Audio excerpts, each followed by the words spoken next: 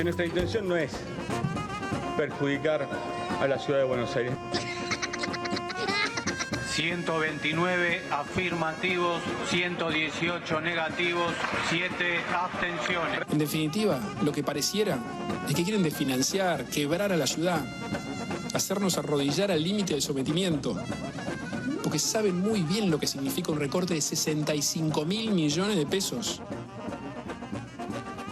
Y aquí lástima que Horacio no se dé cuenta que durante un montón de tiempo, casi 4 años, la ciudad de Buenos Aires cobró lo que no debía, los negros de otros que lo necesitaban. Qué lástima que esa solidaridad se pierda. Vieron que dicen que hay una maldición en la provincia de Buenos Aires, que ningún gobernador llega a presidente. En la ciudad de Buenos Aires está la bendición de la ciudad de Buenos Aires. Pareciera que el que es jefe de gobierno llega a presidente.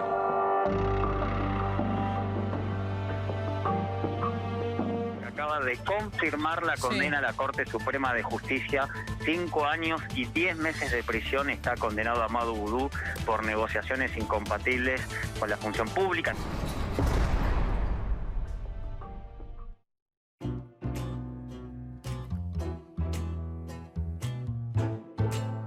Hola, ¿qué tal? Buenas noches. Como todos los jueves, La Rosca. Daniel, ¿cómo te va? ¿Qué tal, Eduardo? Buenas noches. ¿Qué tal? Buenas noches. A ver, veíamos recién en el resumen, que es apenas una síntesis de todo lo que ha pasado esta semana.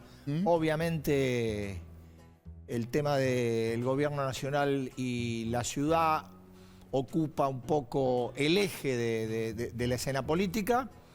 Están los temas judiciales, están los temas económicos. Vamos a hablar de todo esto. Sí. Y vamos a hablar primero con el jefe del bloque de diputados de Cambiemos, Cristian Ritondo. Así es. Sí, y tenemos para hablar del tema judicial con José María Campagnoli, el fiscal José María Campagnoli, tema Ministerio Público, todos los cambios que se están implementando, la reforma judicial. Y tema Boudou. Y tema Boudou. Que hoy la Corte ha tenido... Primer vicepresidenta en la historia que va preso. Sí. Porque ahora ya no hay, ya no hay vuelta. Sí. El recurso era el de la Corte. Llegó a la Corte ratificó todas las decisiones de las instancias anteriores de la justicia y Boudou habrá que ver si el juez Daniel Obligado lo repone a la cárcel o le mantiene el arresto domiciliario. Así es, así es. Bueno, datos de la pobreza que en un minuto los vamos a repasar, ¿no? Que me parece para tener en cuenta. Y va a estar con nosotros, como siempre, el señor Pablo de León. ¿Qué tal, Pablo? ¿Qué tal? ¿Cómo andan? Bueno, ¿tienen por ahí las tazas? Sí, acá está. ¿Sí? ¿Están las tazas de La Rosca? Tenemos, sí. Bueno, un ratito les voy a mostrar la contrataza a las que tenemos nosotros. Después vieron que Diputados ya va a dejar de tener sesiones virtuales. Casi para no dejar de extrañarlas, vamos a ver un par de videos desopilantes. Sí. Y después tienen tazas, pero no tienen megáfono. Vamos a verlo, Alberto, con el megáfono y algunas cosas que quedaron del papelón del día del velatorio de Maradona. Bueno, hablamos... Yo te pregunto y vos me contestás. Dale, si puedo. ¿A Cristina le está yendo bien con el tema judicial o le está yendo mazo? Bueno, ¿O le está yendo mal? Esta semana no le fue bien. Digamos, voy a ir por una respuesta a Cobos. Fue una semana no positiva. Efectivamente. Sí. Yo digo, uno podría dividir en el imaginario dos planos. Si uno mira hacia adelante algo, a futuro, la vicepresidenta avanza. ¿En qué sentido? Bueno, diseña o intenta diseñar un sistema judicial distinto al que rige hoy. El caso del Ministerio Público y la media sanción del Senado es uno. El caso de alterar las formas de elección del Procurador General es otro. El caso de eliminar la Oficina Anticorrupción como parte querellante en causa de corrupción es otro. Es decir, va marcando un camino que recién empieza. Pero en lo que respecta a su pasado, a sus causas, bueno, ha tenido algunos datos a favor, pero las últimas noticias no fueron nada buenas. Sobre todo el fallo de la Cámara de Casación esta semana, 2 votos contra 1, cantado el 1 de la jueza Ana María Figueroa, que no solamente ratificó que el tema del escándalo de los cuadernos de las coimas fue un procedimiento correcto de parte del juez Bonadío y el fiscal Carlos Stornelli, sino que además declaró específicamente la validez de la ley del arrepentido, que esta misma semana Sí. el presidente Alberto Fernández la había objetado, diciendo, lo digo con el mayor respeto, disparates.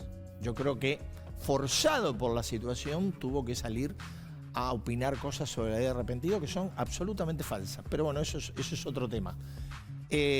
Lo cierto es que si lo de la Cámara lo unimos con otra cuestión que no le fue del todo desfavorable. ¿Te acordás el fallo de la Corte Suprema que dijo, bueno, los traslados de Bruglia y Bertuzzi fueron correctos, pero son transitorios? Es decir, lo de transitorio fue un poco un guiño para ella. Ahora, en ese mismo fallo, la Corte Suprema avaló todo lo actuado por Bruglia y Bertuzzi, que en la causa de los cuadernos de las coimas ratificaron todo lo actuado también por Bonadío y Stornelli. Es decir, que ahí se le está armando una bola de nieve que no va a ser fácil diluirla en los próximos tiempos. Es cierto que los tiempos que tiene la justicia son muy lentos, es verdad, pero también es cierto que hay causas muy importantes como los sauces de Vietosur que van para largo, todavía ni siquiera se conoce la fecha de iniciación del juicio, pero otras como esta que se están complicando y que van a intentar por todos los medios voltear. Y te digo una cosa, no sé si es casualidad que el juez Martínez de Giorgi haya hecho ese pedido que hizo, a mi juicio, absolutamente violatorio de las fuentes periodísticas cuando reclamó las filmaciones de la zona de Vicente López para ver si detecta quién le entregó los cuadernos a nuestro colega de La Nación, Diego Cabot. Mirá vos. Bueno, y del tema judicial al dato más duro que se conoció hoy, del informe de la Universidad Católica Argentina sobre el dato de la pobreza. 44,2% es la pobreza en el país, la tasa de la pobreza, 44,2%, lo que implica que hay 20 millones de personas viviendo en condiciones. Bueno, te voy a recordar una cosa que no es mía. Sí. La dijo el presidente en los primeros tiempos de la pandemia. Dijo, yo prefiero un 10% más de pobres Sí. que 100.000 muertos. Es cierto que los 100.000 muertos no están. Vamos camino a 40.000. Sí. Pero 10% de pobres. El salto de la pobreza de 40,8 a 44,2, un salto bien importante, ¿no? Donde aparte hay datos realmente tremendamente dolorosos, como es el caso de los chicos, ¿no? En la Argentina, 6 de cada 10 menores de 17 años viven en condiciones de pobreza, en familias de condiciones de pobreza. Esto tiene que ver claramente con cómo se fija, aparte teniendo en cuenta que un tema de la pandemia, que también lo consigna el informe de la UCA, en el cual si no se hubiesen tenido en cuenta los pagos por IFE y planes de asistencia social, el IFE es el bono de los 10.000 pesos, que hubo 3 rondas de eso. ¿A cuánto llegaríamos? 53,1%, o sea, superaría la... Sí. Un segundito y escuchamos juntos una cosa. Sí. A ver, director. Y en medio de semejante crisis, logramos 2 cosas. Que no haya argentinos con hambre y que no haya un argentino que no haya tenido la atención sanitaria que requirió. Claro, esto le damos la derecha en la segunda parte. Claro. Sí. Lo de la atención sanitaria, me parece que o no estaba al tanto de las cifras o no sabe de verdad qué es lo que está pasando en la Argentina profunda, como solemos decir nosotros, ¿no? Sí, bueno, la conocía porque fue esta tarde en una reunión de la Unión, en el cierre de un congreso de la Unión Industrial Argentina. ¿Habló donde Merkel, el presidente al final, sí, ¿no? habló de eso, sí. Pero aparte de eso, lo que planteó Alberto Fernández es que, bueno, de la pobreza no se sale con planes del Estado, sino que de la pobreza se sale con inversión de las empresas. Claro, uno se pregunta, bueno, el presidente diciendo con un shock de inversión, con un capitalismo moderno, mientras, bueno, se le graba impuesto a la riqueza, ¿no? Donde a quienes tienen posibilidades de invertir, en realidad se los graba, le aumenta el impuesto y como dice el exministro Labaña, que tanto le gusta escuchar al presidente de la Nación, bueno, a la inversión es muy difícil seducirla a los latigazos, ¿no? Y en este caso el gobierno tiene como este doble discurso en el cual el presidente dice, bueno, es necesario una especie de dinamización, de shock del capitalismo, algo de darle que las empresas inviertan y así hay que lograrlo.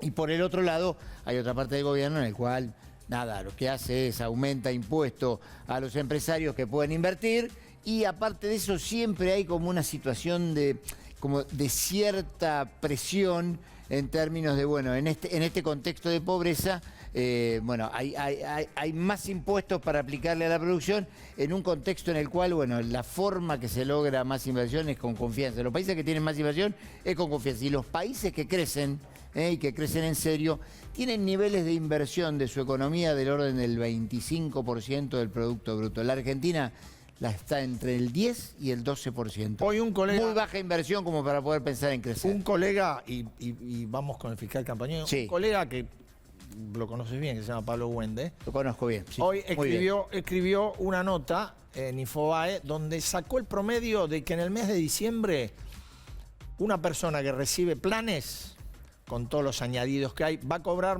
un promedio de 40.000 pesos. Sí. Un docente gana 30 mínima y un jubilado 20. Sí. Y aparte se da esta paradoja en la Argentina, ¿no? Que quien gana 40.000 pesos es pobre y quien gana más de 65.000 pesos empieza a pagar toda la ganancia. Así es. Vamos con el fiscal Campañolo que nos está esperando. ¿Cómo le va, fiscal? ¿Qué tal? ¿Cómo le va? ¿Cómo anda? ¿Le cruzó pasar la 9 de julio? Muy difícil, sí, pasó, ¿no? Hay que desviar, sí. Primera pregunta, y vamos con lo último. ¿Vudú tiene que volver a la cárcel o puede seguir en arresto domiciliario, según su visión? Según mi visión, uno de los argumentos, si uno relee el fallo por el cual le dieron la prisión domiciliaria, el argumento central, porque lo demás era todo, porque tiene un hijo chiquito, porque la mamá, porque el hermano. El argumento central era que consideraron que no estaba firme la condena. Hoy está firme. Desde mi punto de vista, en horas el juez de ejecución tendría que ordenar su inmediata detención y volver a la cárcel. Ahora, porque, a ver, hace 8 años que empezó la causa. Sí. En nuestro país cuesta un montón que las sentencias queden firmes. Bueno, esta quedó firme, es una condena a más de 5 años. Bueno, es hora de empezar a cumplirla. Ahora, Campañolo, en este caso hay 14 jueces que fallaron en el caso de Amado Vudú en 4 instancias, ¿no? 14 jueces o 15 jueces que fallaron en 4 instancias. ¿Cabe la posibilidad que el juez, después del fallo de la Corte, disponga que Vudú siga con arresto domiciliario, por ejemplo? A mí me parece que no. Primero porque ya el tema de... Otro de los temas, que es el de la cuarentena, la pandemia, ya de a poco se va también deshilachando. También cuando vemos que en esa ola de libertades que hubo al principio de la cuarentena, hubo personas que fueron a arresto domiciliario, pero se contagiaron fuera de la cárcel y tuvieron que ser atendidos fuera de la cárcel porque se contagiaron fuera de la cárcel. O sea, realmente a mí me parece que es hora de decir, bueno, basta, hasta acá duró esta primavera, hay que empezar a cumplir la ley y a cumplir las sentencias. ¿Usted cree que significa algo esto? Yo le pregunto, desde el punto de vista de un cambio de ecosistema político-judicial en la Argentina, primer vicepresidente en la historia que va preso, está bien, usted hizo el relato de los años que duró la causa, tampoco son pocos, pero bueno, hubo... Son bastantes. Por eso, hubo una decisión de la Corte de ratificar cosas que en otras causas no se hicieron, caso la de Carlos Menem, que finalmente prescribió, se venció el plazo. ¿Usted cree que puede, o esto puede ser, y se lo simplifico, o este puede ser un chivo expiatorio, puede ser una María Julia Sogaray? No, yo no creo eso. Yo creo que la justicia es lenta, pero trata en muchos casos de conservar su independencia. Estamos hablando de una condena por cohecho pasivo y por negociaciones incompatibles con la función pública, donde hubo mucho trabajo de la Fiscalía, el Tribunal Oral, o sea, realmente como si fuese poco el doble conforme que se requiere para considerar que una condena es firme, y en este caso un Tribunal Oral con 3 jueces y la casación con otros 3 jueces confirmó la condena, bueno, llegó a la Corte y la Corte rechazó todas las quejas y ahora esto está firme. Y para mí hay un cambio de época desde hace tiempo, porque la sociedad está más pendiente de lo que pasa en la justicia y eso obliga a muchos protagonistas a ser muy cuidadosos y puntillosos en lo que fallan, en lo que sentencian, en lo que firman. Como bien dijo, 14, 15 jueces ya se han pronunciado al respecto prácticamente unánimemente. Bueno, esto es lo que corresponde y esto es lo que ahora hay que cumplir, una condena. Campagnoli, bueno, el Senado avanzó ya con la reforma del Ministerio Público. Esto implica cómo se va a elegir el procurador, que es el jefe precisamente de los fiscales, ¿no? En el cual hasta ahora se necesitan 2/3 de los votos y ahora se pasaría, según lo que votó el Senado, y si de diputados lo aprueba, a una mayoría absoluta. ¿Esto es constitucional?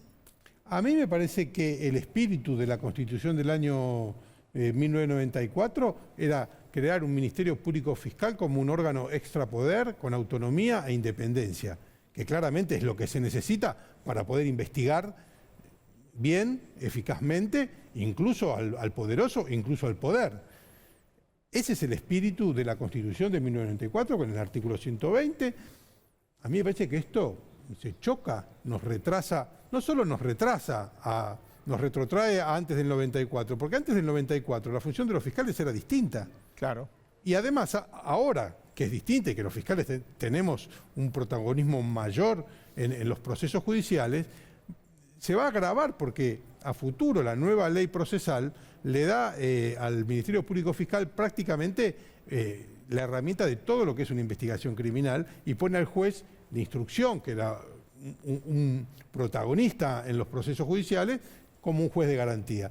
Me parece que esto nos atrasa como país, va contra las instituciones, va contra la Constitución y es muy lamentable, realmente. Es muy lamentable porque parecería ser que si uno le pregunta a la sociedad quién es el procurador o qué hacen los fiscales, ¿a quién le interesa esto que está pasando? Parecería que solamente le interesa a aquellos que han sido objeto de investigación por casos de corrupción y que no les gustó el resultado que tuvieron estas investigaciones. No nos olvidemos que la causa Chicone, que estamos hablando de Vudú, sí, claro, es una causa que se llevó puesto no solo al fiscal que intervenía, que era el doctor Rívolo en un comienzo, sino al propio procurador, el doctor Rigui. Bueno, con todos estos vaivenes, yo soy obviamente defensor de la justicia independiente, pero todos estos vaivenes demuestran que con tropiezos, con lentitud, pero la justicia avanza y llega a estos fallos que desde mi punto de vista no merecen ningún tipo de discusión, porque son 14, 15 magistrados que han decidido lo que decidieron. Vuelvo a la ley del Ministerio Público Fiscal. Sí, a mí me parece un grave error, me parece que torna a un procurador que depende del Poder Ejecutivo casi al 100%, y si no, de la bicameral, que normalmente va a ser una mayoría del poder de turno, ¿no? Pone a los fiscales prácticamente en comisión como si fuésemos dependientes de otro poder, que es el legislativo o el ejecutivo, ¿no? Doctor Campagnoli, buenas noches. Buenas noches. También entre las novedades que hay está esta cuestión de el fallo de una sala respecto de validar la ley del arrepentido. ¿Le parece qué importancia le tiene, entre todas las novedades judiciales que ha habido, que se pueda aún tener a mano lo que es la figura del arrepentido, incluso con la opinión en contrario del propio presidente de la Nación? Bueno, a ver, varias cosas. La herramienta que constituye la llamada ley del arrepentido es fundamental para afianzar la justicia, que es uno de los conceptos que nos trae nuestra propia Constitución. Realmente pensar en investigar organizaciones criminales poderosas o casos de corrupción que vienen desde lo más alto del poder, sin esta herramienta es una ilusión o es demasiado costoso. todas estas causas que de alguna manera empezaron a avanzar y que se iniciaron mucho antes de la sanción de esta ley, bueno, tuvieron su avance a partir de estos arrepentidos. Más de 30 personas que con su abogado al lado decidieron contar cómo eran las cosas, pero la prueba no es la declaración del arrepentido como muchos piensan, sino la prueba es lo que dijeron los arrepentidos que se prueba después con otras cosas. No es solo la declaración, sino la prueba que convalida esta declaración. Me parece que es una herramienta fundamental. Desde mi punto de vista me parece un desacierto, si bien cada cual puede opinar lo que quiera, pero hay determinados cargos, como el del presidente, que dar estas opiniones, decir que esto es, no me acuerdo bien qué palabra utilizó, pero era un disparate. Que era una transacción, que era casi una transacción comercial. Bueno. El fiscal necesita que el arrepentido le diga lo que necesita, lo perdona y construye la causa. Bueno, es un grave error, primero de concepto, ¿por qué? Porque lo que dice el arrepentido, si no se corrobora con otras pruebas, no sirve. Segundo, que... Y si no se corrobora, se le agrava la pena. Penas gravísimas. Pero bueno, como en otras cuestiones, donde, por ejemplo, en el caso Vicentín, en este tema ahora de la ley llamada ley del arrepentido, bueno, el presidente ha dicho lo que dijo y la justicia hizo lo que, desde mi punto de vista, tenía que hacer, actuar con independencia de la presión que pueda significar que el primer mandatario de la nación dé una opinión sobre algo que está en trámite, ¿no? Lo cual me parece, por parte del presidente, un desacierto. El fallo de la Corte en este sentido, digamos, sobre el tema del arrepentido, de la Cámara, perdón, sobre el tema del arrepentido, ¿lo consolida el esquema del arrepentido o no?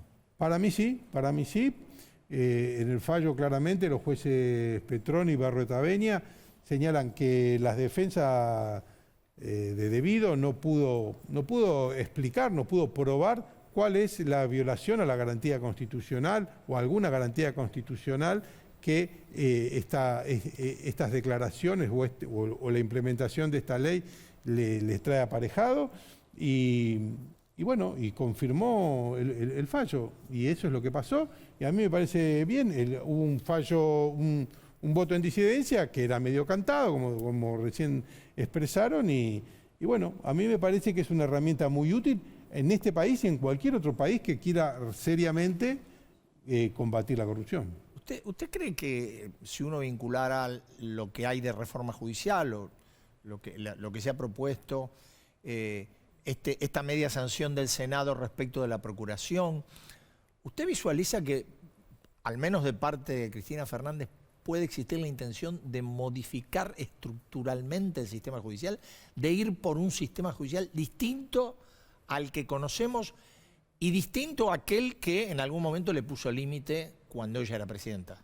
Sí, es muy posible que esa sea la intención. Es posible, los hechos parecerían demostrar esto, frente a un poder judicial que le ha dictado fallos adversos. No me puedo acordar la cantidad de procesamientos, la cantidad de causas en juicio que tiene la expresidenta. Juicios... 11. No, 11 procesamientos. En juicio creo que hay 6. Bueno, lo cierto es que con este panorama, no solo el de ella, sino de otros funcionarios de su gabinete, algunos ya condenados, como Jaime, como, bueno, anteriormente la ministra de Economía Felisa Michetti. Bueno, toda esta cuestión, que es opinable esto, pero desde mi punto de vista, demuestra que ha sido una justicia independiente, porque todas estas causas, al contrario de lo que se dice, no empezaron durante el macrismo, son causas que empezaron durante el kirchnerismo y que gracias a que los fiscales mantuvieron la llama encendida, apelando y tratando de mantener las causas en trámite, llegaron al puerto que llegaron.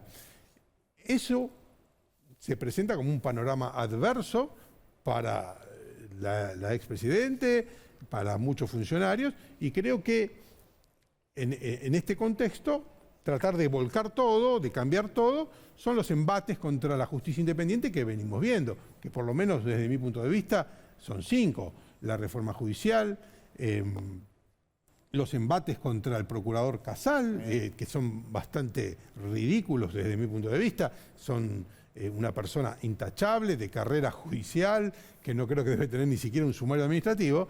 El intento de mover a los jueces Bruglia, Bertuzzi y Castelli, que a contrario de lo que recién dijeron, yo creo que es un fallo que le da un tiempo a estos 3 jueces para seguir trabajando en los casos, y que si hubiese la Corte dispuesto lo contrario, le abría la puerta al oficialismo para empezar a designar jueces a roletes, subrogancias. Entonces es un límite que para mí es opinable, pero es un límite que pone la Corte de decir, bueno, estos traslados son transitorios, y todo lo que vengan, y todo lo que hay. Frenemos un poco la cuestión y empecemos a poner magistrados como corresponde, firmes en sus despachos. La reforma del Ministerio Público Fiscal es un embate más, porque claramente, si nosotros nos ponemos a pensar, como dije antes, ¿a qué parte de esta sociedad que tiene esta cantidad de pobres, que viene afrontando un montón de inequidades, le interesa realmente un cambio en la selección del Procurador General o en la remoción? Es una movida muy peligrosa, porque no solo ahora con una mayoría de mitad más uno se puede designar al Procurador, sino que habilita a la Comisión Bicameral a designar al Procurador, que sería el interino. O sea, si sale esta ley, al día siguiente se iría el Procurador Casal y la Comisión Bicameral elegiría al que lo reemplace entre un número enorme de fiscales, y para remover ese fiscal sí se van a necesitar 2/3. O sea, realmente es tratar de digitar el Ministerio Público Fiscal al antojo del poder político, y eso es muy peligroso y se choca contra la independencia del Ministerio Público Fiscal, la garantía constitucional, el contralor de los distintos poderes. Realmente para mí es un gran atraso. Campagnoli, gracias por esto. Gracias, buenas noches. Buenas noches. Mientras vamos a hablar de un tema. Mientras se acerca el diputado Ritondo. Sí. Vos tenías que comentar algo. No, el tema es la disputa que hay en el gobierno, ¿no? Entre lo que pasó. ¿Cuál de ellas, no? No, bueno, lo que pasó después del diálogo del presidente Alberto Fernández con quien es el presidente designado de los Estados Unidos, ya prácticamente John Biden, ¿no? Donde es el primer contacto, donde, bueno, después de ese contacto, donde no estuvo presente el canciller Felipe Solá. Aparentemente se confundió del lugar donde se hacía la teleconferencia. Claro, fue a Olivos y la teleconferencia se hacía en la Casa Rosada. El tema es que después de eso tuvo una charla, un diálogo periodístico el canciller, y dijo que en ese encuentro el presidente de la Nación le había solicitado a John Biden que por favor mirase y siguiese de cerca a ver si podía remover a quien es el representante de los Estados Unidos en el Fondo Monetario Internacional, Mark Rose, ¿no? El problema fue que al otro día Mark Rose se tenía que reunir con el ministro, ¿no? Martín Guzmán, ¿no? Entonces Martín Guzmán, en el Ministerio de Economía cayó como una bomba esta declaración de Felipe Solá.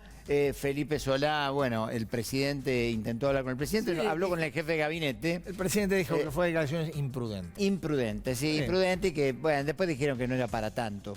Lo cierto es que en el Ministerio de Economía cayó como una bomba en medio de la negociación con el Fondo Monetario Internacional y en medio de lo que implica esto, un cambio de gobierno en los Estados Unidos. Recordemos que John Biden asumiría el próximo 20 de enero y después de ahí se va a empezar a hablar qué puede pasar. Primero, con el secretario del Tesoro, que es el puesto ministro de Economía, que ya se llame Janet Yellen, una vieja conocida de la economía mundial porque fue titular de la Reserva Federal. Pero aparte de eso, en medio de la negociación con Guzmán y el representante argentino en el fondo yendo y viniendo, y hoy en la conferencia de prensa del vocero del Fondo Monetario Internacional, Rice, le preguntaron sobre esto, dijo, bueno, el gobierno es un tema del gobierno argentino, y cuando hablaron del tema del acuerdo con el Fondo Monetario Internacional, dijo, no sabemos cuándo va a llegar. Y aparte, el gobierno está trabajando en lograr el apoyo político para el acuerdo con el Fondo Monetario Internacional. Bueno. Entonces, esto quiere decir que algo que ya adelantó Martín Guzmán también, el deseo de que el acuerdo con el Fondo Monetario Internacional pase por el Congreso. Veremos, hablando del Congreso. Sí. Diputado Ritondo, ¿cómo le va? ¿Qué tal? Gracias por estar, ¿eh? No, gracias a usted por invitarme. A ver, yo le voy a hacer una pregunta que parece contrafáctica, pero si esto que está planteado, estamos hablando de la disputa por coparticipación, recorte de fondos del gobierno nacional, del gobierno de la ciudad, si se hubiera hecho de la manera en que se hizo, con un decreto, un proyecto de ley, lo hubieran convocado al gobierno de la ciudad a negociar, decir, che, mirá, ¿sabe qué? A nosotros nos parece que a ustedes les sobran 1,5 puntos, 2 puntos. ¿Ustedes se hubieran avenido a eso o estaríamos en un campo de guerra como el de ahora? Cualquiera que conoce a Horacio, a Diego, sabe que son hombres de la política, que se van a sentar a negociar si hay que negociar y a defender lo que hay que defender. Me parece que acá se trata de haber transferido un servicio a la ciudad de Buenos Aires que se transfirió con una base que es muy sencilla, es cuántos policías, qué elementos se transfirieron a la ciudad y eso era un monto. El primer año bajó para el segundo y representa lo que la seguridad, para que tengamos idea, el monto que le sacaron es el 50% de lo que se gasta en seguridad en la ciudad de Buenos Aires, pues la ciudad, primero que aumentó los sueldos de lo que venían de recibir en la Policía Federal, segundo que tiene una mayor inversión en cámaras, en arreglar cada una de las comisarías, tiene todo un elemento, y la verdad que hoy es el 50% de lo que gasta en seguridad. Y la verdad que, sin duda, esto no tiene que ver, y yo al principio del programa decía, esto es netamente político. Acá se ataca a un gobierno de la ciudad donde se lo denuncia antes, penalmente, donde se lo ataca a Horacio, y tiene que ver y está vinculado a cuando miran encuestas. Yo creo que seriamente cuando miran las encuestas ven que Horacio Rodríguez Larreta la vi bien, que hay una ciudad que desde el 2007 ha tenido un eje 13 años consecutiva del mismo color de gestión, que en la ciudad de Buenos Aires empezó como PRO, pero hoy tiene un amplio sectores que van desde el socialismo hasta el PRO, radicalismo. Me parece que todo eso atenta y que esto es un ataque político a un gobierno que principalmente tiene en la ciudad de Buenos Aires. La ciudad de Buenos Aires tiene como autónoma, tiene 75% de recursos propios y 25% coparticipables. Y lo demostraron el día que le sacaron a la ciudad para darle a la provincia. A la provincia hay que darle y mucho más. Pero no sacándole a la ciudad de Buenos Aires, sino sacándolo del Estado Nacional, que ha demostrado que ineficientemente maneja mucho de las cosas. Entonces, un distrito como la ciudad de Buenos Aires, que es solidario, no solamente por los servicios que presta al resto de los argentinos, sino porque aporta el 25% de la masa coparticipable, hoy le están discutiendo y quieren trabajar con billetera y látigo, y en la ciudad de Buenos Aires eso no va a funcionar. Ahora, desde los números estamos de acuerdo. Ahora, desde la política, esto lo posiciona Horacio Rodríguez Larreta, me parece como el opositor en términos de que la pelea es contra Horacio Rodríguez Larreta por parte de la vicepresidenta, que desde hace tiempo viene apuntándole, y ahora del presidente Alberto Fernández. Sin duda, cuando uno mira las encuestas, hoy las encuestas nacionales, si uno mira, lo ve a Horacio y la ve a María Eugenia encabezando las encuestas. ¿No? Digo, entonces, en realidad, uno se da vuelta y diría, bueno, Horacio posiblemente sea uno de los candidatos a presidente.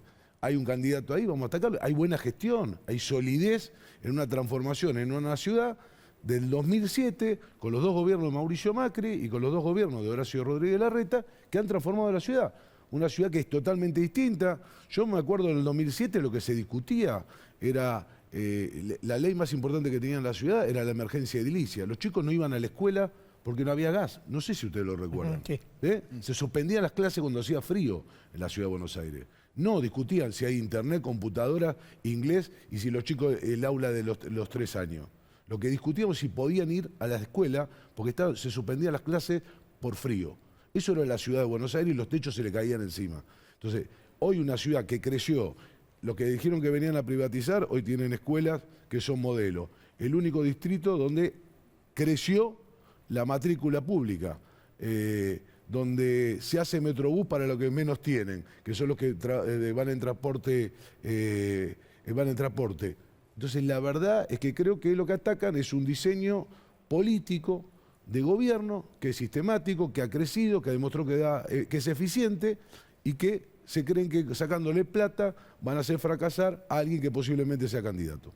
Ahora, le pregunto, ¿no es un poco el primer desafío que tendría?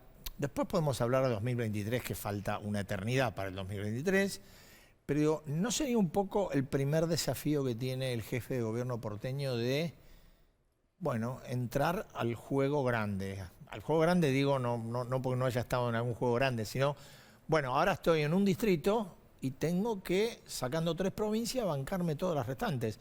Que fue un poco lo que hubo entre, digamos, entre cortinados en la negociación por el proyecto de ley que se votó esta semana. A ver, yo creo que Horacio está acostumbrado a esto. Creo que sí, es un desafío que tiene la ciudad con el recorte y mostrando las uñas en el gobierno nacional. Digo, queda claro.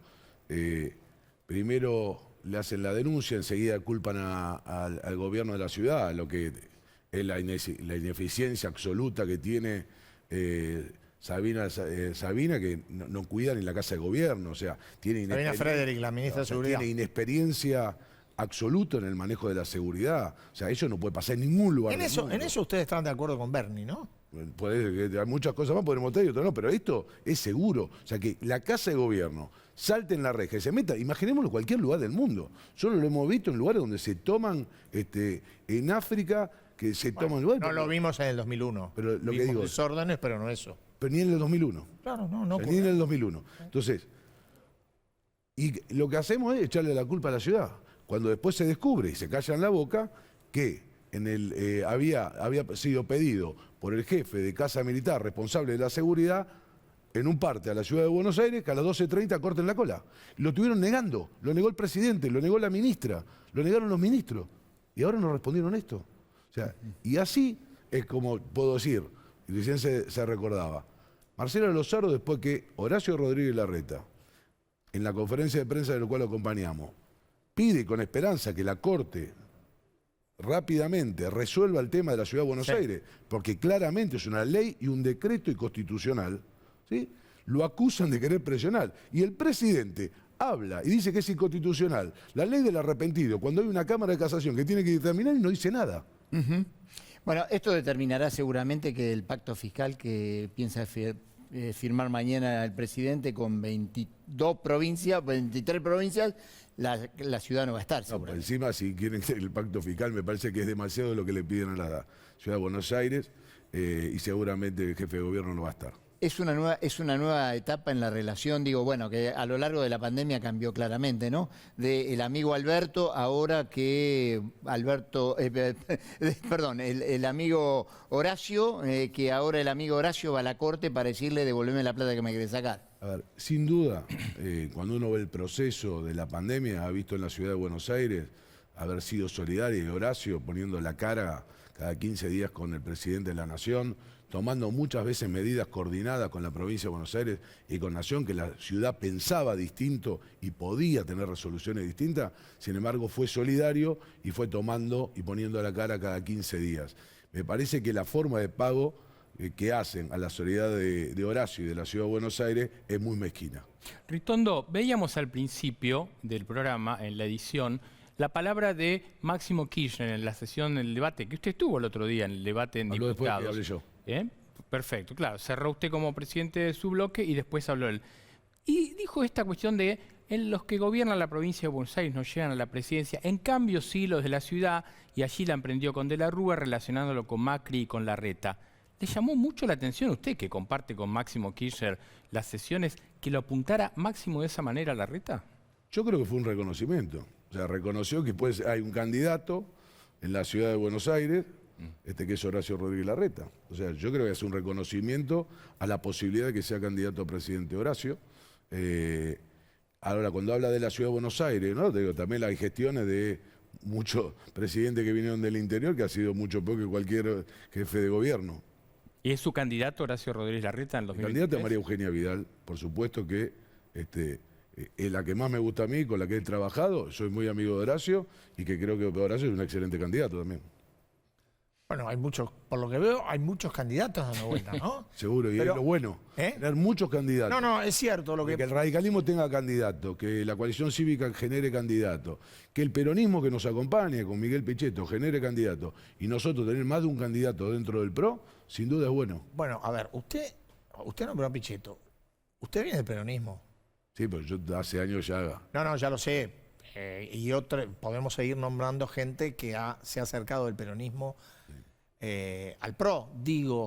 Dicho esto, ¿cuánto más de peronismo creen ustedes que están en condiciones de incorporar de acá a cuando se pelee el próximo turno de poder? No le digo la legislativa, pero sí cuando se pelee la presidencial. Tiene que ver con peronistas que compartan los valores. Si hay peronistas que compartan los valores que nosotros y la visión que tenemos, ¿y hay? Un país republicano, capitalista, que se integra al mundo, entender que la justicia social hoy el principal vínculo tiene en igualdad la educación pública con la educación privada, en entender que es achicando impuestos como se genera inversión, no poniéndole más impuestos. Si hay esa visión, me parece que va a haber peronistas. Sí, yo creo que sí, que hay, pero también hay sectores que, como pueden ser Margarita Stolbizer, hay sectores también interesantes y algunos que vienen fuera de la política, que también son interesantes sumar a este espacio. Yo creo que lo tenemos que hacer lo más amplio posible, lo más convocante posible y hacerlo lo más competitivo posible. Ritondo, bueno, vimos hace un rato los números de la pobreza que me parece son por demás preocupantes, ¿no? 44,2% con 20 millones de pobres en la Argentina, con condiciones de los más chicos, 6 de cada 10 chicos menos de 17 años. 3, ¿no? Ahora, la clase política, hablando de justicia, hablando de elecciones, hablando de candidatos, ¿no está como bailando en la cubierta del Titanic? Absolutamente. Afuera de lo que está pensando la gente. Absolutamente. Pero esa es la agenda del gobierno, no es nuestra agenda. Yo podría decirles acá cuál es la agenda que hemos presentado en el Parlamento. Hemos insistido por red, en conferencia de prensa. Creemos que hay otra que tiene que ver con el vínculo del trabajo, con hemos presentado ley que promueve el sistema de la construcción en la Argentina, el crédito hipotecario, que tiene que ver con el primer trabajo, con el primer ingreso, cómo toman los privados, cuestiones que tienen que ver mucho más con la imaginación. Ahora, si la única imaginación que tenemos es que al que tenga más de tanto le podamos sacar un poco más, lo que decían recién, o sea, menos de 45 sos pobre y 65 te saco ganancia. O sea, es inconcebible. O sea, me parece que hay que dar un baño de realidad, pero después uno lo escucha al presidente y asusta, porque dice, vive en otro país, no vive en la Argentina, no reconoce lo que pasa. Decir que la Argentina no hay pobreza o que no hay hambre, la verdad es que decirle aquí 15 minutos de acá, no hay que ir mucho más lejos, y va a ver la realidad. Entonces, estos datos que son duros, que son durísimos para toda la dirigencia política, porque yo no me considero una clase, creo que somos dirigentes políticos, lo que es cierto es que la respuesta a esto es otra agenda. Es la agenda, discutamos el aborto, la agenda de reforma judicial para tener una justicia militante. Esta es una agenda del gobierno. La verdad que nosotros no tenemos la cantidad de votos ni en el Senado ni en diputados que la discutimos un poco más. Pero realmente hay muchos sectores que fueron presentados como oposición que lo acompañan, y ustedes lo saben, que es con lo que logran los 129 votos, con lo que logran los 133 votos, con lo que logran quórum, que no es parte de nosotros. Y también habría que identificar esos sectores que se presentaron como opositores al gobierno y hoy le brindan servicio en cada una de las sesiones en la Cámara de Diputados.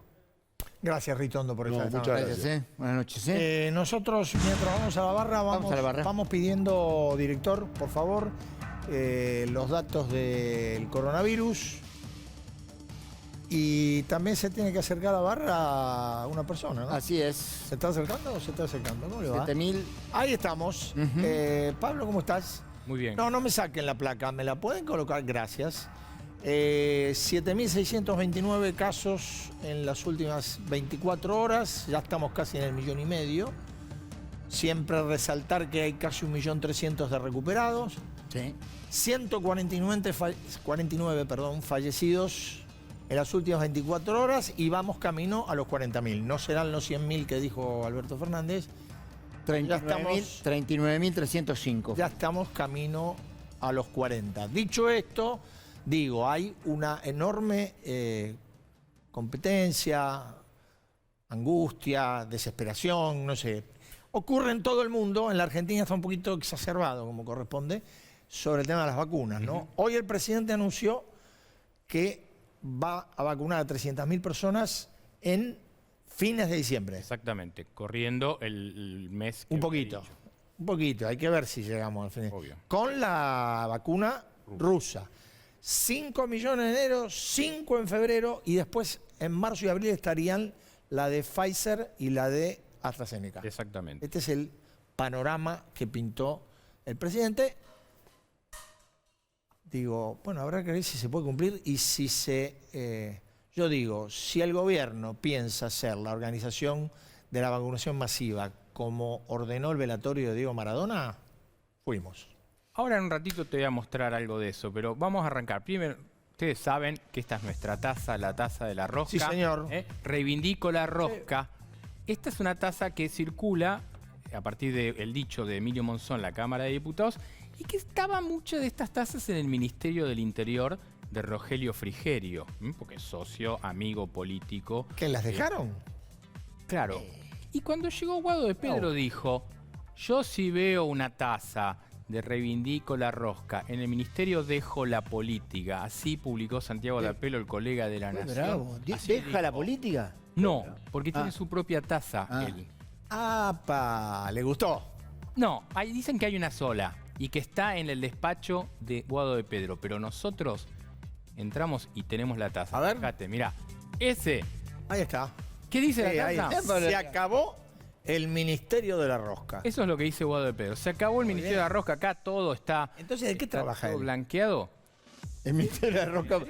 Va, habla con los industriales, como estuvo esta ¿Y eso semana. qué es? ¿Y eso qué es? ¿Eso No, qué es? todo Literatura es eso, todo dale. transparente, todo en voz Está muy bien. alta. Igual está muy bien, tiene derecho Por supuesto. a tener su taza con inscripción propia. Exactamente. Ahí vimos la taza en el patio de las Palmeras, que ahí no había barras. No, no el día que vos te la sacaste. No, el día claramente. que saqué la foto no. Bueno, perfecto. Vamos a chusmear un poquito de redes porque quiero Pero vamos. quiero que... Tenemos algunas cositas, ¿no? Sí, tenemos dale. varias. Dale, señor director. En las redes circuló mucho todo lo que pasó en las sesiones, viste que dejan de ser virtuales, empiezan a ser presenciales. En diputados. Diputados. No, Senado. La doctora Senado, la doctora. no tiene las mueven ni todo- con una grúa. todo cerrado. Bueno, vamos a ver dos cosas. Primero, Lo pidió su bloque, diputado, Bueno, no expediente. importa que lo haya pedido mi bloque. ¿Qué es esto? ¿Una Que le pelea? explique el diputado Moró. no, el diputado Que es Enríquez presidente de la Comisión de Legislación General. le estaba pidiendo que aclararan qué se votaba al bloque de Frente de Todos, pero era una moción que había presentado el Juntos por el Cambio. Le preguntó a la diputada Moró, le dijo, ¿por qué no me dice cuál es el proyecto que hay que votar? Claro. Entonces, lo que le dice Massa Claro, es, claro. escúcheme, diputado, esto que van a votar ustedes? lo presentó su bloque. Bueno, uno Sí. Bueno, Bueno, igual, se ahora distrajo un minuto, tampoco es tan distrajo, bravo. Claro. yo les pido que no Tampoco se tan distraigan y esperen a mostrar este video, porque este video no tiene desperdicio. Sesión también, está Sergio Massa presidiendo, que no aguanta la risa. Perdón, ¿te puedo hacer una pregunta? Sí. Una pista. ¿Era tarde? Era muy tarde, porque el otro día se terminó de votar. Claro. Creo que Máximo habló el día de la coercivación como a las 5 de la mañana. Sí. Bueno, muchos están durmiendo y esta diputada tenía ganas de estar durmiendo. Miren este video. A ver. Diputada Martínez, si para tener mejor señal quiere apagar la cámara, ahí está. Marque el sentido de su voto. Mónica de la Luz toda la noche despierta al pedo. Diputada Martínez, la estoy escuchando. Apague la cámara a los efectos de que tener mejor señal. Bueno, claro, no encontraba dónde Era votar. de, Claro. Perdóname, no me acuerdo. Era de Martínez de No me mataste. Salta, creo, ¿no? Creo que sí, me mataste. No, los diputados por Salta, mejor. No, Mejor que me estaba cuiden. pensando recién, no me acuerdo. Si es pero de la, Salta, la frase fue memorable. Hay problemas con lo virtual. Memorable. La gente la escuchó, no tenemos nada que agregar. Bueno, algo mucho más preocupante es algo que también se dio en el debate de la coparticipación en el Senado, que dijo el senador Tayana, que sorprende porque Tayana es un hombre de diálogo. La verdad que sí. Tipo tranquilo. Suele ser moderado. Sí. Yo recuerdo en los peores momentos de promediando el conflicto con las pasteras, ¿te acordás? Sí. Con Uruguay, siempre tratando de encontrar cuando estábamos en la locura de ocupar el puente. Claro. Bueno, entonces, Pero bueno, acá se le fue. acá se le fue la mano y miren la comparación que hacía del tema de la coparticipación con otro tema muy serio. Me acordaba de una imagen que no tiene que ver directamente con esto, pero que es una imagen bastante común en los casos de violencia de género, que es el hecho de transformar el victimario en víctima. Yo La maté porque me hacía la vida imposible, la maté porque hizo tal cosa. Y me acordaba de eso. Porque... Bueno, es disparate. Una figura. El mayor respeto que tengo por el senador Orteguiana. Sí, una locura, pero bueno. Bueno. No todo es tan fácil como bajar adelante una multitud con un megáfono y ordenar todo. Y ordenar todo. Pero eso es. ¿Cómo se llama el hombre del Fondo Monetario? Que pidió Mark Rose. Mark Rose. Lo estaba viendo Mark Rose. ¿Sí? Sí. Bueno, veamos esto. El hombre quedó impresionado, dijeron. Veamos al presidente con... A ver, ahí está. Míralo. ¡Que se callen un minuto! ¡Hablamos uno, Miren, estamos organizándonos para hacer en algunas horas unidad del gobierno. Lo que necesitamos es que vuelvan a ordenarse y vuelvan a entrar los modos en que estaban entrando. Sí, yo creo que es una de las fotos del año. Yo creo que es una de las fotos del año. Que Martín Guzmán estuvo hablando con Rose? Sí. No le preguntó por eso. Bueno. Ahí estaba atrás de las rejas de la Rosada. Yo les voy a mostrar algo que ustedes no vieron hasta ahora, que lo tenemos solo acá. Vieron que le hicieron una denuncia a la ciudad, una denuncia ante la justicia. Sí, claro. El secretario de Derechos Humanos, Horacio Pietragala, denunció a la ciudad. Sí. Mírenlo a Pietragala. ¿Dónde estaba? Mírenlo. ¿Qué está haciendo? A ver, ¿dónde está? Ahí. Ese de traje que está ahí, trepado en la reja de la Rosada. ¿Pero que se estaba escapando? No, él lo vemos que está bajando y que baja. Algunos que están presentes dijeron que estaba arengando a la gente y saludando, porque había mucho fervor con esto del tema de Maradona. Pero él no y el lo pueblo. conoce nadie, ¿eh? Bueno, quizás los militantes de algún lugar, sí. Está bien, pues. Después el secretario dice que se subió para bajar un nene que se sentía mal y que estaba con la mamá. Ahí está, está auxiliando un infante. Sí, exactamente. Claro. Bueno. Sarasa, la clásica Sarasa. ¿Cerramos acá? Cerramos acá. Nosotros, Daniel, ya vamos a un corte y a la vuelta jugamos a las cartas como todos los jueves.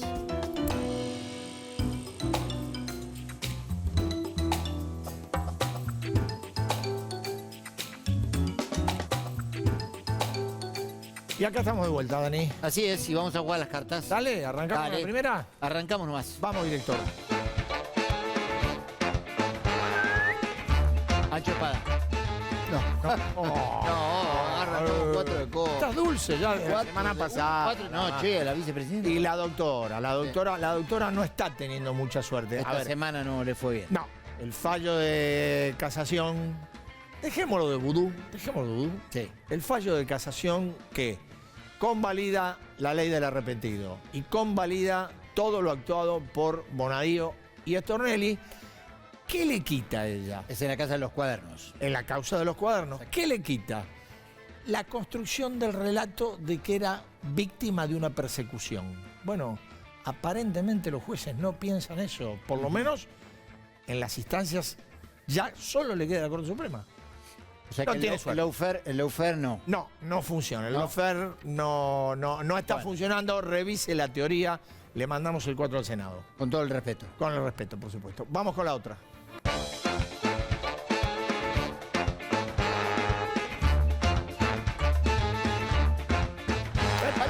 Bueno, vamos todavía. Alguien se lleva algo. Juan Manuel Llamosas. Sí. En verdad, salvo en Río Cuarto no lo conoce nadie, pero bueno, es un intendente que fue reelecto. Ganó por más de 6 puntos, ¿no? Sí, 5 y pico. Pero aparte de lo que sí tuvo como característica de Río Cuarto es que, se nacionalizó. Aparte que algunos funcionarios que aparecen muy poco acá, estaban cuando ganó Llamosas estaba ahí a Río Cuarto. El tipo ganó y no se puede discutir. Digo, me parece que desde la Casa Rosada casi parecía una elección nacional. Sí, una elección, no sé, la de Biden contra Trump, una cosa. No, escuchá, pero Río Cuarto es importante. Claro que es importante. La tierra del ex gobernador José Manuel de la Sota. Exactamente. Le mandamos un ancho de oro y felicitaciones. Va el ancho de oro. Claro, muy bien, uno que ganó, bien. Vamos con la última.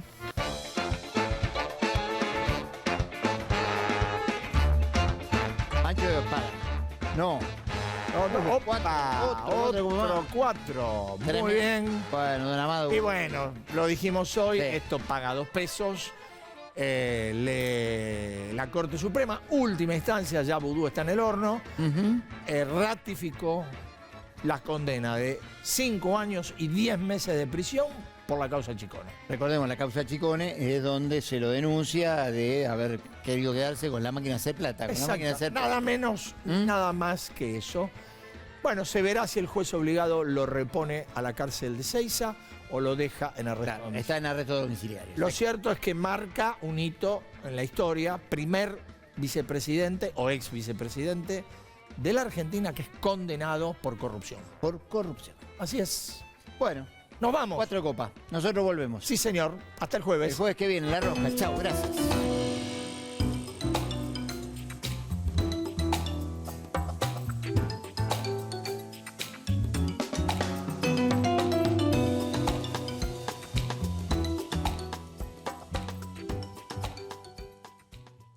Todos sabemos lo que representa para la logística de una empresa una flota moderna de vehículos. Por eso, a la hora de renovar el parque automotor, piense en el especialista. Nadirán Mercado, subastas online. Llegaron los bizcochitos Cachamay, con menor contenido graso, para acompañar tu cachamate preferida. Llegó Fiat Toro 2020. Llegaron los todopoderosos. Si estuviste en contacto con un caso positivo de coronavirus, hacete el test. Cuidarte es cuidarnos. Buenos Aires Ciudad.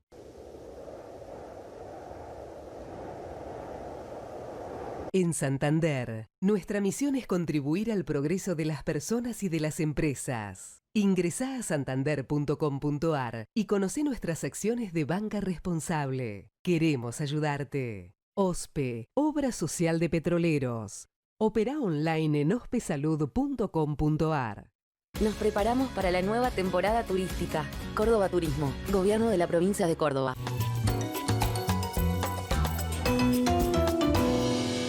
La Estampa Restaurante. Delivery y Takeaway. 4801-1711. 4326-4499.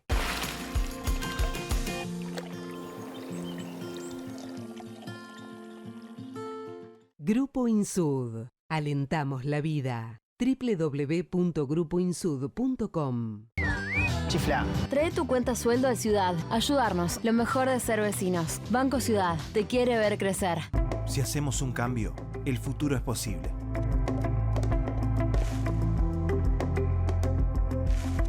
Si tuviste COVID-19, podés ayudar a salvar vidas. Dona tu plasma. Legislatura de la Ciudad Autónoma de Buenos Aires.